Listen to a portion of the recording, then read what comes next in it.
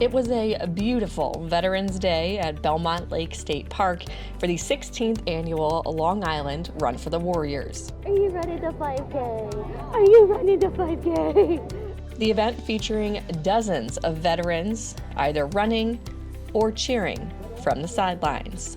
It changes from year to year as far as the demographic, but it's always nice to see people in general. Not just veterans, not just civilians, just everybody's everybody. It's gone from being putting veterans on a pedestal and kind of feeling singled out, I guess you could say. And Hope doesn't do that. They kind of just include you.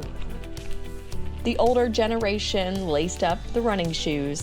I didn't serve, and I owe a debt of gratitude to all the veterans who did serve. I particularly think about all of the vets who died in World War II, who made this nation great, what it is, and we owe such a debt of gratitude to these vets. It's amazing. And so did the younger guys for the scenic 5K. What brings you out today? To spend time with my mom and win the race. It's just a lot of fun. It just kind of like brings it all together, and kind of just, I love the atmosphere, and we're all here for the same thing, and to kind of support each other. And for those who've served and currently serving, it just kind of takes a second to remember why we're celebrating today.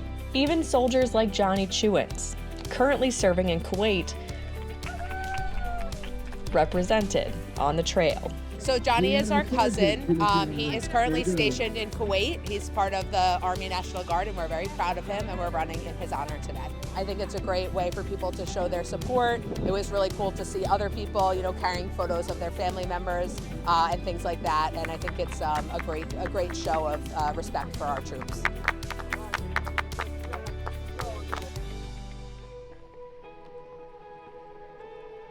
This was the final race of the Suffolk County Veteran Run Series this year, a series started by Tim Scherer.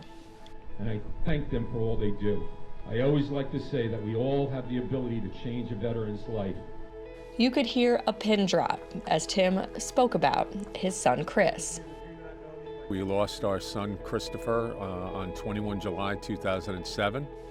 He was 21 years old, but he knew at a young age he wanted to be a Marine. He was 15 and a half years old, and 9/11 happened. And he was banging lockers, and he came home to me that night and he says, "Dad, I want to become a Marine."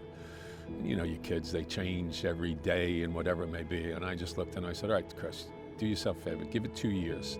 You still have those things, we'll stand behind you." 2 years later, he came up. On November 5th, 2004, he earned that title. If you ask anybody in our family, best 5 days of your life, probably number one for all of us was Paris Island, watching him graduate. He stood taller, he did, that pride that he had, so we're forever proud of him and for what he's done. Chris was a fun-loving kid, one of the most likable Marines in his platoon, according to his commander. His final phone call to his parents sums up the kind of man he was.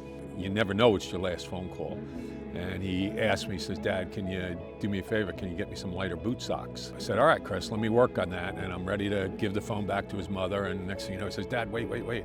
And he says, "Can you do me a favor and just send some extra socks and packages? Because some of the guys here don't have families, they don't get anything." Get off the phone, I'm beaming. Your kids at that age, all they do is think about themselves, and here he is, he's thinking about his men, he's doing everything like that. I put out an email on Friday. By Sunday, I had $1,500. By the following Wednesday, I had $2,500. Went out and bought the world. I got special socks, I got this, we got packages.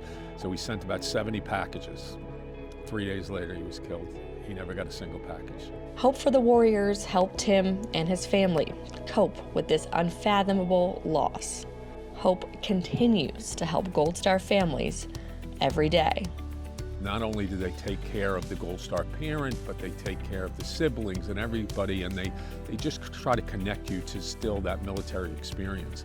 And when you're processing grief and kind of drowning in it and stuff, they are the life ring, and they bring you out of some really tough times. Tim keeps challenge coins in his pocket. Some of the text reads, "Together, we vow to honor the fallen and support the troops." To all of the participants, thank you for honoring and supporting We'll see you again next year.